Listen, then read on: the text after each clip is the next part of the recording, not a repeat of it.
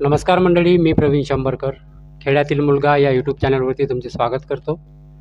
तर आज आपले पूर्ण 100 फॅमिली मेंबर आज कंप्लीट झाले आहे। म्हणजे आज 100 सबस्क्रायबर आपल्या चॅनलवरती पूर्ण झाले आहे। तर त्यासाठी आजचा हा लाडकी बहीण योजनेबद्दल स्पेशल व्हिडिओ तयार आहे। तर मंडळी, तुम्ही माझ्या चॅनलवरती नवीन असाल तर चॅनलला सबस्क्राईब करून शेजारची जी बेल आयकॉन आहे त्याच्यावरती प्रेस करायला विसरू नका। तर चला मंडळी, व्हिडिओ न लांबता आपण व्हिडिओला सुरुवात करूया। तर मंडळी, आजचा हा व्हिडिओ आहे खूप महत्त्वाचा आहे। तर ज्या महिलांना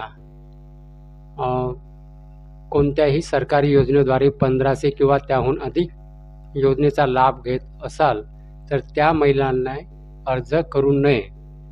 जरी अर्ज केला असेल आणि तो मंजूर सुद्धा झाला असेल तर तुम्हाला सरकार तुमच्या घरी नोटीस पाठवून ते पण जे तुमची योजना आहे, जे पहिली जी योजना आहे ते पण बंद होऊ शकते आणि हे जे लाडकी बहिणीचे योजनाचे जे पैसे आहेत ते पण येणं बंद होऊ शकते।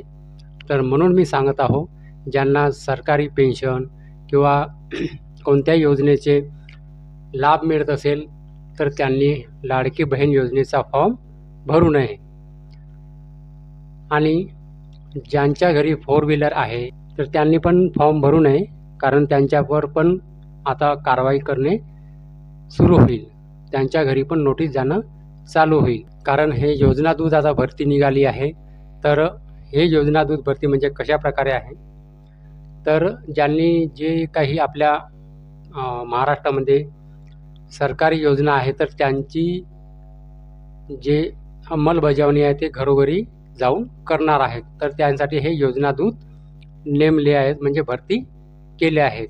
तर ते आता जे योजना दूत ज्यांची निवड होणार आहे तर ते सगळ्यांच्या घरी फिरणार आहेत आणि ते परिस्थिती पाहून ते जे काही डेटा आहे ते जिल्हाधिकारी कार्यालय किंवा बालकल्याण विकास जे कुठे असेल ते तिथे पाठवणार आहे। तर म्हणून ते झाल्यानंतर तुमच्या घरी नोटीस येईल। म्हणून म्हणतो मंडळी की ज्यांना सरकारी पेन्शन किंवा ज्या महिलांना सरकारी योजनेचा लाभ घेत असाल तर त्यांनी हा लाडकी बहीण योजनेचा फॉर्म भरू नये। कारण PM किसान योजनेबद्दल पण असंच झालं आहे। घरी नोटीस जाऊन ते PM किसान योजनेचे पैसे मिळाले नाहीत, कारण त्याच्यामध्ये काही ना काही घोळ असेल, म्हणून ते जे PM किसान योजनेचे जे पैसे आहेत ते पण मिळाले नाहीत। काही वर्षा अगोदर असंच घडलं आहे। तर म्हणून ज्यांना सरकारी पेन्शन किंवा ज्या महिलांना योजनेचा लाभ मिळत आहे तर त्यांनी ही जी योजना आहे लाडकी बहीण योजनाचा फॉर्म भरू नये। आणि भरल्यास मंजूर पण झाला असेल तर तुम्हाला ती नोटीस येणार आहे। तर तुमचे दोन्ही योजना बंद होऊ शकते। तर ही माहिती खूप महत्त्वाची होती। तर माहिती समजली असेल तर व्हिडिओला एक लाईक करून माझ्या चॅनलला सबस्क्राईब करायला विसरू नका।